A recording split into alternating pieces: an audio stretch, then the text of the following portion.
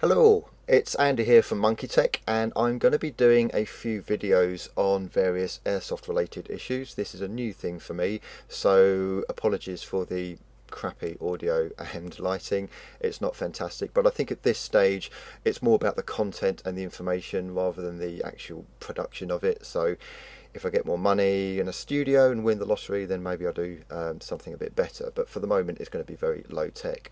So I'm going to be talking about DMRs at the moment. So this is designated marksman rifles, and in the airsoft community these are long range, highly accurate weapons designed for woodlands and milsims, because you'll be using fewer rounds because they're locked to semi-automatic.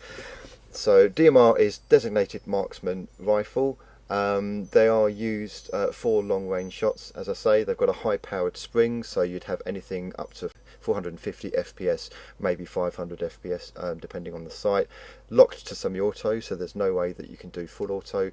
And the advantages they have over AEGs is that basically they're more accurate and the longer range. So what you want to do is something like an R hop, or ideally an ER hop, and use something like 0.4 gram BBs. What that does is give you an advantage of range and accuracy over, for instance, spray and pray, which is a normal AEG, and they're set to about 350 FPS. Now, the downside with using DMRs is sometimes they can lock up. So you'll be firing away quite happily, bang, bang, bang, bang, bang, and then the gearbox will just lock up. Now, this is usually to do with the low battery. So what I've got here is a Jingong G3 stick battery. I've taken the foregrip off to expose the main barrel, and yeah, the lockup is basically due to the fact that if you've got low power, it's not giving enough oomph for the sector gear to fully go round back into the place where it should be. So if you've got a fully charged battery, you shouldn't have a problem. Also, a MOSFET helps. So here I've got a very thin MOSFET. This is a Gate Pico AAB air braked MOSFET, so it's quite thin and it's wrapped in electrical tape here. That also really helps. It helps all airsoft guns really, but especially DMR when you're using semi-automatic, because it forces the motor to stop when it should be stopping. So for instance, in an AEG without a MOSFET, the motor will be spinning, and then when you take your finger off the trigger, the motor will continue to spin just a little bit longer, and that could give you kind of like a couple of extra shots that you don't want, especially on semi. Put a MOSFET in, and when your finger comes off the trigger, the MOSFET kicks in and the motor is braked, and it does come to like a halt where it should be. However, a MOSFET isn't a guarantee. It will help, but it's not a guarantee that you won't get a lockup or a jam. If you do get a low battery, especially a nickel metal hydride battery, so this one here is a LiPo, but if you have the old NIM type batteries, they can kind of degrade quite quickly in terms of power, and then you'll have locking problems. With LiPos, they tend to cut out quite quickly, so you'll have very good shots and consistent power, and then suddenly it'll just drop. If that does happen, stop immediately, stop using it, use a different battery. The reason is, if you continue to use it when it's beginning to lag, you can damage the LiPo and you will get less shots out of it next time. It will begin to kind of eat into the capacity of how much power it holds. So LiPos, they kind of store all their power, they give it all, and then suddenly they cut off. It's like doing a marathon and then kind of stopping. Whereas a nickel metal hydride battery, it kind of like slowly goes down. It'll get lesser and lesser and lesser in terms of power. So if you do get a lockup, there is a solution. Now, the problem we have in terms of the legality, certainly within the UK, is that no airsoft gun can be over, I think it's something like 370 FPS firing automatically.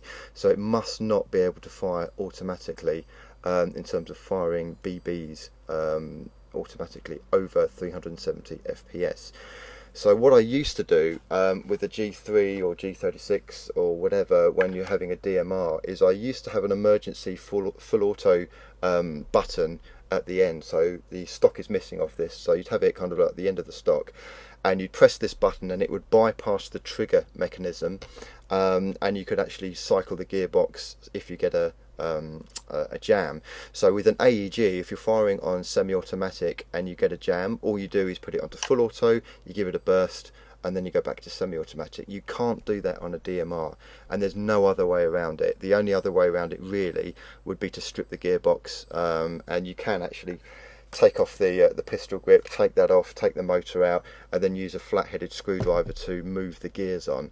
So that is a way, I suppose, of doing it, but it's not ideal, and it's not what you want to be doing in the field. So if you get a jam using a DMR in the field, you're screwed really, unless you have an emergency full auto button. So what I used to do is have wires coming out, and you'd be able to press the button and you'd be able to clear the jam, go back onto semi, no problem.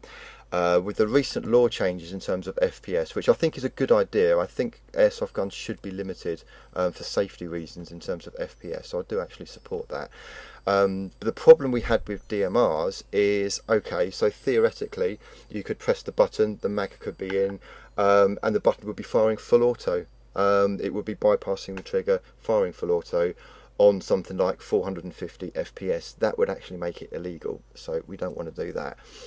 There is a way around it. So what I tend to do these days is install the emergency full auto button, and I don't know if you can see, here we go, inside the magwell. Now I'm going to try and angle it so you can just about get it. Let's have a look.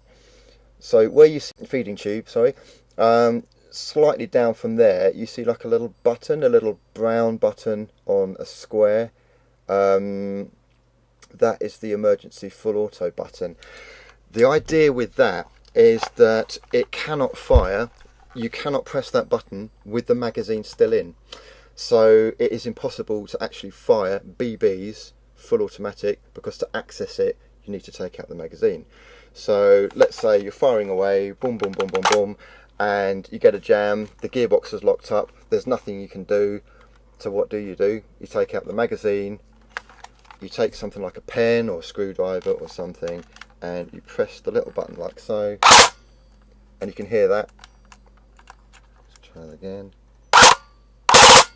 Okay, so technically that is cycling fully automatic, and it is clearing your jam, but it's not firing any BBs, and it can't fire any BBs because the magazine is out. So I think that's quite a clever workaround in how to clear a DMR, and still complying within the UK law as well, because we don't want to break that. We want to keep our sport, we want to keep airsoft, we don't want to break the law. And quite frankly, anyone who does have a fully automatic DMR, not only is it illegal, but it's highly dangerous, and it's you know, health and safety goes out the window with that, so don't do that. So my advice for people is to put in a fully automatic emergency unjamming cycling button in your magwell. It's a fiddly job, it is annoying, but it is necessary, I think, with DMRs. If you're lucky and you've got a MOSFET in and you use fully charged batteries, then you should be fine, and you may never get a jam in your life, but all it takes is one cycle within 1,000, and then if that jams, you're screwed for the rest of the game basically, unless you unjam it. So I do DMR work, I do emergency full auto buttons, and if anyone's interested, please let me know. I hope this helps people, and I'll try and do some more videos later on. Stay tuned. Thank you. See you later.